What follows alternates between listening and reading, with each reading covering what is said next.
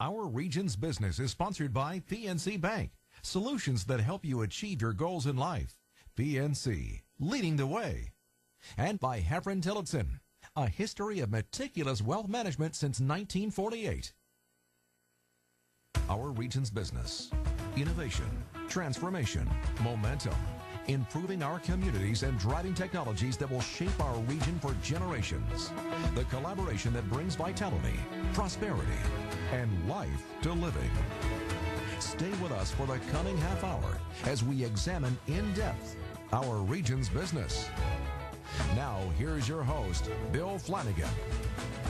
Today on Our Region's Business, we're gearing up to welcome the world this fall with the G20 Economic Summit on its way to Pittsburgh.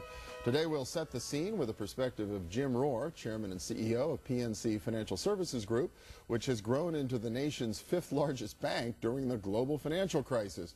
But first we'll find out about the impact the G20 announcement is already having on our region. And Dan Onorato is back with us. He's the Allegheny County Executive, and welcome back. Good to see you. Glad to be here. Yeah, what a year, huh? Wow, it is. It's great. The exposure we're getting is unbelievable.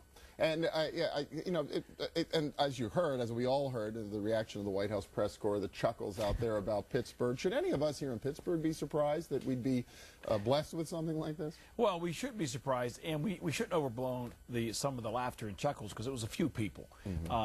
And we all know that we've had the best kept secret probably in the country, and now that secret is being told around the country and around the world. And this takes us to a whole new level. Obviously, you'll have national media here, but you're going to have the international media. Everyone's eyes are going to be on southwestern Pennsylvania, the Pittsburgh region. That is a golden opportunity to once again tell our story.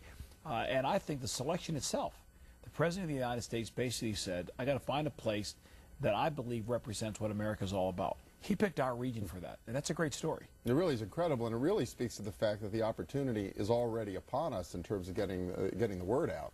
Absolutely. I've always said that there's sort of four stages to this. The first stage is already over. We were selected, and the fact that the President of the White House said this is the region we want to sort of show the world what America's all about. Two, we have the ability leading up to the event to really show off our region to the national, the international press corps of why they picked Pittsburgh. Three, the event itself, that week, those 2 days, to make sure that we are a great host to the world when they're here. And then four, after they're gone, to take this momentum and to carry it forward for what's good for the region and promoting the region. You think is a real opportunity to leverage this to draw business investment and more interest from around the world in the regional economy? Yes, you know, people will say, what's the direct impact of it? But of course there's leverage because we're getting international attention. We're getting national attention. So when companies are looking to expand, both companies that are here or companies that are looking to relocate, they look at a lot of factors. This will be another factor for us as a region. We were a region that was selected to host the G20. We were the region that's the most livable city twice. We have one of the best costs of living. It's all of those items that cumulatively make us an attractive area. The PR of the G20 sort of puts us on that list again, and people say, well, let's look at the southwestern PA, the Pittsburgh region.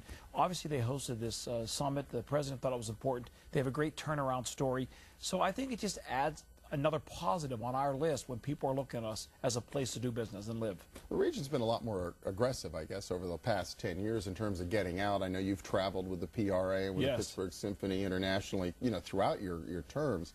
Do you get a sense in that it has changed a little bit? Do you find that those international audiences we're talking to are more receptive to considering Pittsburgh than perhaps they were a decade ago? I do believe it because you'll notice when you talk to people outside the region that their awareness of the Pittsburgh region is a lot higher than it was just a few years ago. And a lot of it has to do with the exposure from a Super Bowl, a Penguin run, having the G20, our 250th celebration, the U.S. Open. There's been a lot of activity sort of focused on this region, and people know us. They know we're here, and they want to know what's happening, that everybody's coming here. Why is it a good story? And let's don't forget, we have over 300 companies that are foreign-based that operate right out of southwestern Pennsylvania, employing thousands of people. So we have companies and countries already here that knew about it. That helps them sort of rethink any expansion possibilities right here in the region. Obviously, one of the big handicaps in reaching out to the world was the international air service situation, Yes. but that's just gotten at least a little bit better. Well, obviously, we reconnected to Europe with the direct flights to Paris.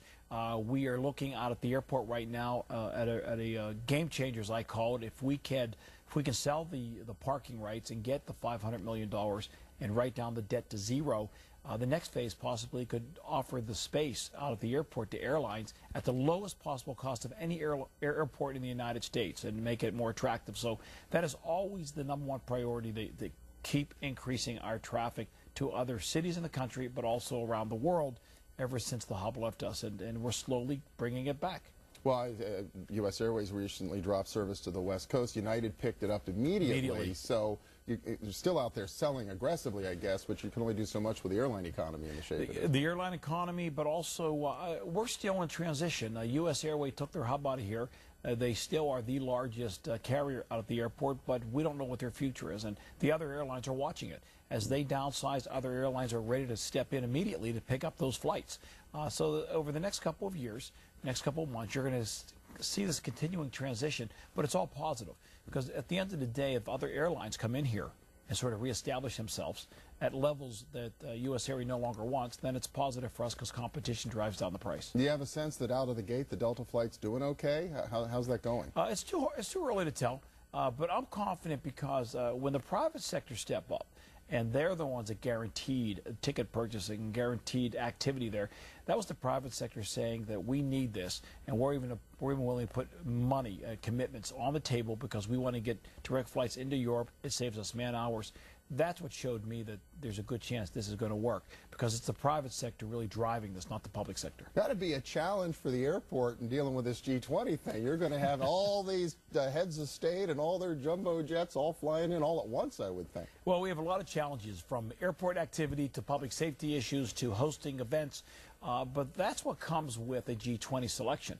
And you take the good with the bad, and I've always said, knowing that we have these types of issues to deal with, any city would love to be in our position right now, having the G20 coming in. And we prepare for all of the possible problems that might be developed. And if you prepare for them, you minimize those, and you take the advantages of having the G20. All right. Well, it's an exciting time. Dan Onorato, Allegheny County Executive, good luck with it all. Thank you.